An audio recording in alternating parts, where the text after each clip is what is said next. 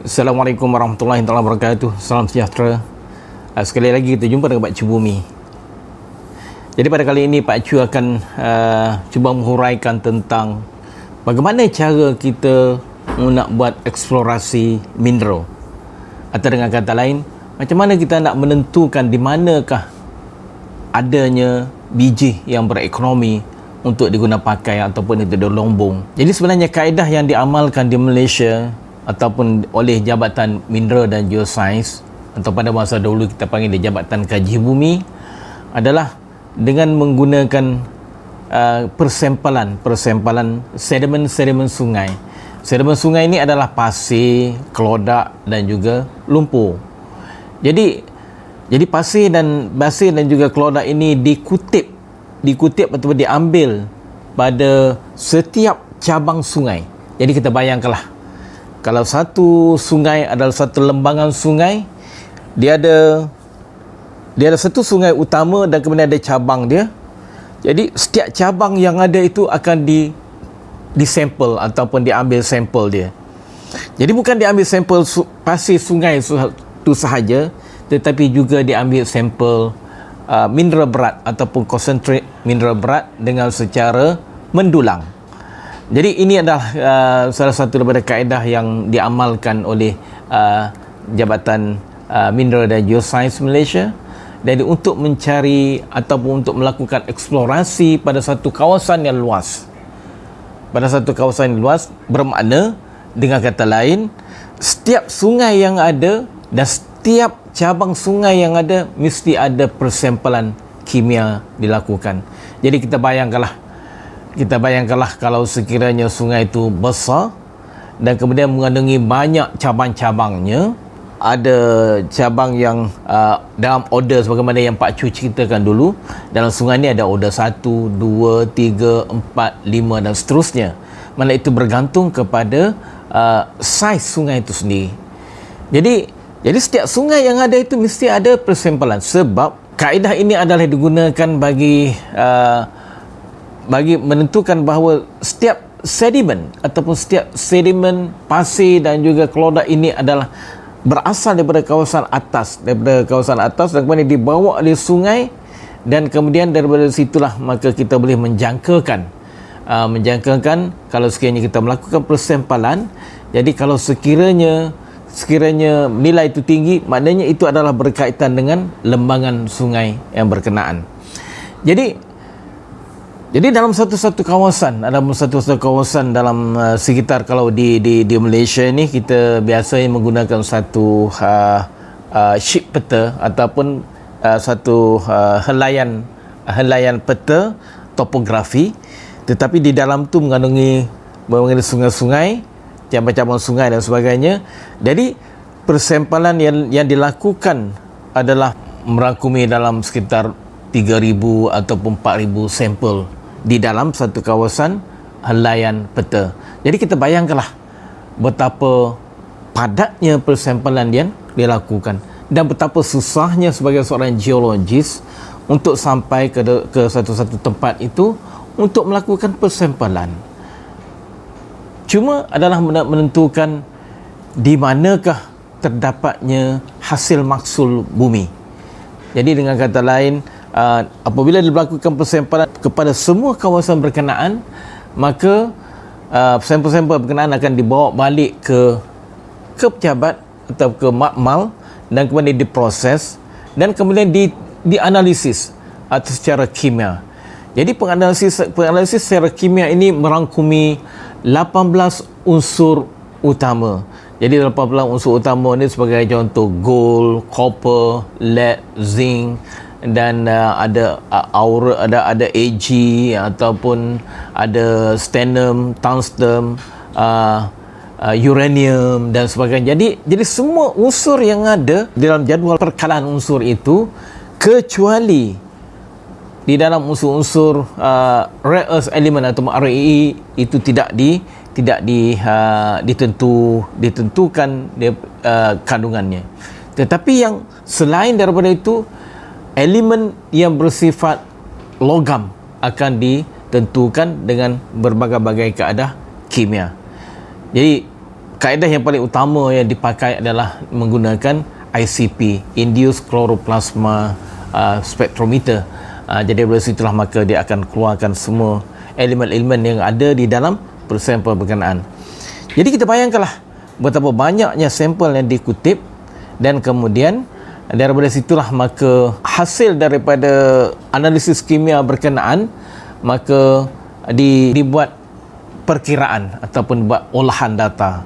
Jadi olahan data yang dibuat adalah dengan menggunakan kaedah statistik. Jadi di sinilah terpaksa menggunakan high-end komputer di mana dapat memproses data-data berkenaan dan seterusnya dapat menentukan kawasan-kawasan yang beranomali. Daripada poin-poin yang dikutip dengan latitude dan juga longitude yang dah ditentu dikenal pasti, maka daripada situlah maka dengan menggunakan sistem IT, maka kita dapat membuat perkonturan bagi unsur-unsur yang berkenaan. Jadi setiap unsur akan dikeluarkan satu peta. Jadi kita bayangkanlah kalau 18 unsur, ada yang dengan kata lain ada 18 peta. Dan daripada itu adalah daripada unsur-unsur yang secara berasingan. Sebagai contoh, kalau kita tengok dalam satu kawasan dan kemudian kita nak tentukan di manakah kawasan yang mengandungi emas. Jadi kita tengoklah di mana kontur-kontur yang telah dikenal pasti atau telah ditentukan secara digital ini, maka kita dapat mengenal pasti kawasan yang mengandungi unsur berkenaan. Jadi selepas daripada semua unsur-unsur berkenaan ditentukan secara individu, maka dibuat paduan daripada multi element, kita panggil multi element anomaly map ataupun peta anomali yang mengandungi atau mengandungi pelbagai elemen yang berpotensi ataupun mengandungi nilai yang tinggi atau nilai yang tinggi. Jadi dengan kata lain, dia akan kenal pasti kawasan yang mengandungi multiple element anomaly. Jadi daripada situlah maka kita dapat mengenal pasti di manakah tempat kawasan yang kita dapat mengenal pasti ataupun kawasan-kawasan yang ada potensi mengandungi mineral berkenaan. Jadi sebagai contoh dalam satu kawasan dia ada multiple element anomaly, dia ada AU, dia ada AG, dia ada CU, dia ada PB, dia ada ZN, dia ada W atau tungsten. Jadi dengan kata lain, ada 6 elemen yang mengandungi nilai yang tinggi pada satu kawasan berkenaan. Jadi dengan kata lain, selepas daripada itu, maka kita sebagai seorang geologis mesti kena overlay peta berkenaan dengan peta geologi. Jadi daripada peta geologi berkenaan baru kita dapat mengenal pasti apakah jenis batuan ataupun struktur yang mengawal pemindaraan berkenaan, dan kemudian daripada situlah maka kita dapat menulis atau buat tafsiran, buat interpretasi berdasarkan daripada maklumat-maklumat berkenaan, dan kita keluarkan dalam bentuk laporan. Jadi laporan ini adalah laporan kajian awal geokimia. Kajian awal geokimia, mana dengan kata lain kita cuma dapat mengenal pasti kemungkinan ada potensi di kawasan berkenaan. Kemudian apabila kawasan berkenaan telah dikenal pasti dan kemudian pengzonan kawasan telah dibuat, maka kerja-kerja susulan ataupun kerja-kerja geokimia susulan terpaksa dijalankan. Jadi dengan kata lain, persampalan dilakukan secara lebih dekat ataupun sekurang-kurangnya dia mengadakan auguring ataupun persampalan secara sistematik secara grid. Secara grid ada dengan kata lain lebih kurang 5 meter satu point. Jadi dengan kata lain dapat mengenal pasti secara lebih dekat, lebih terperinci di mana kawasan yang betul-betul terfokus yang mengandungi bahan-bahan berkenaan ataupun biji-biji yang berkenaan. Dan apabila kita boleh mengecilkan lagi satu kawasan mengandungi potensi yang tinggi terhadap mineral berkenaan, dan dapat daripada situlah maka kajian terperinci seharusnya dibuat. Itu akan melibatkan satu perbelanjaan yang besar di mana akan melibatkan drilling ataupun penggerudian untuk menentukan jenis-jenis mineral yang ada yang boleh mendatangkan keuntungan kepada negara. Itulah proses-proses yang kita ataupun jabatan kerajaan menyediakan untuk kemudahan ataupun memberikan menerbitkan data-data secara tinjauan terhadap sesuatu kawasan yang berpotensi untuk dilombong. Jadi andai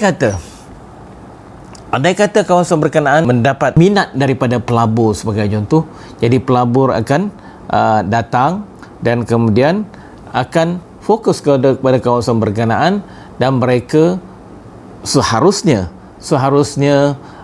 mesti melalui lesen-lesen yang terpaksa dikeluarkan oleh kerajaan, yang ada melibatkan guna tanah, melibatkan plan melombong dan plan prospecting dan sebagainya. Jadi terpaksa dilakukan. Jadi proses ini, ada proses melombong ini akan melibatkan banyak perkara yang melibatkan undang-undang dan sebagainya, undang-undang guna tanah dan sebagainya. Tetapi ini adalah di luar daripada bidang pengetahuan Pak Chu sendiri.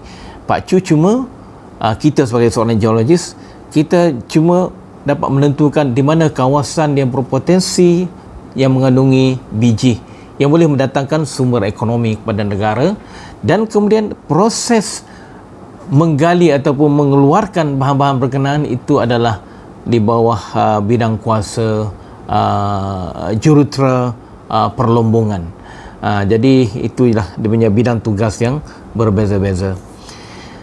Dan satu perkara yang Pak Chu ingin kongsikan di sini, kalau sekiranya sebagai contoh kita ada ladang atau pada kebun kita, tiba-tiba dalam kebun kita, apabila kita tengok data daripada JMG, didapati ada berpotensi besar untuk yang boleh dilombong, tapi tanah tu tanah kita, memang hak kita, tetapi untuk proses mencari gali atau proses mengambil bahan berkenaan daripada tanah kita sendiri pun itu memerlukan lesen daripada kerajaan.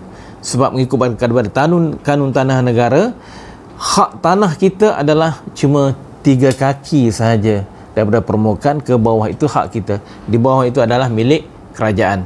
Jadi dengan kata lain, kalau tanah kita sendiri pun kita mesti kena memohon lesen daripada kerajaan untuk plot prospecting ataupun untuk peninjauan sumber-sumber, dan kemudian selepas daripada apabila didapati benda itu adalah berpotensi dan berekonomi, dia akan ada satu lagi peta dia panggil mining list akan dikeluarkan oleh kerajaan, dan selepas daripada situlah maka barulah boleh dikeluarkan hasil-hasil yang ada di dalam tanah kita sendiri. Maknanya dengan kata ini kita ada berbagai-bagai peringkat proses sebelum daripada proses melombong boleh dilakukan walaupun di tanah sendiri. Jadi selepas daripada itulah maka apabila bahan-bahan berkenaan dapat dikeluarkan, berjaya dikeluarkan daripada tanah kita dan daripada lesen halal daripada kerajaan juga berhak untuk mendapatkan royalty ataupun sebagai certain percentage daripada hasil yang kita keluarkan adalah terpaksa dibayar kepada kerajaan. Itulah proses-proses yang perlu dilakukan untuk sebelum proses melombong dijalankan. Dalam proses eksplorasi mineral ini adalah proses yang betul-betul pada peringkat awalnya adalah agak senang, di mana kita secara amnya dapat menentukan di mana kawasan-kawasan yang ada potensi, dan kemudian selepas daripada itu dia akan ada follow up ataupun kerja-kerja susulan. Lepas pada susulan, maka apabila dikecilkan lagi kawasan, maka dia akan jadi untuk kerja-kerja terperinci. Kerja-kerja terperinci itu adalah lebih terfokus kepada step yang berikutnya adalah untuk perlombongan. Kita perlu memahami perkara-perkara berkenaan dan prosedur yang ditetapkan oleh kerajaan. Jadi setiap mineral dia ada fee yang berbeza-beza. Jadi sebagai contoh, kalau emas, fee dia berbeza jika berbandingkan dengan biji besi. Biji besi adalah berbeza jika berbanding dengan perak. Dia akan berbeza berbanding dengan copper ataupun tembaga. Jadi itulah perbezaan itu adalah mengikut daripada apa yang ditetapkan oleh kerajaan. Jadi itu sajalah yang dapat Pak Chu kongsikan pada kali ini, bagaimana cara untuk kita membuat eksplorasi mineral secara tinjauan ataupun dalam English kita panggil dia sebagai reconnaissance survey, dan kemudian macam mana kita buat susulan ataupun follow up survey, dan kemudian lepas tu kita buat secara terperinci ataupun detail geochemical exploration. Mudah-mudahan apa yang Pak Chu kita pada kali ini akan beri sedikit manfaat kepada kita semua, insya-Allah. Jangan lupa like, subscribe dan share video ini untuk manfaat kita semua demi memasyarakatkan geologi negara. Bye bye. Assalamualaikum.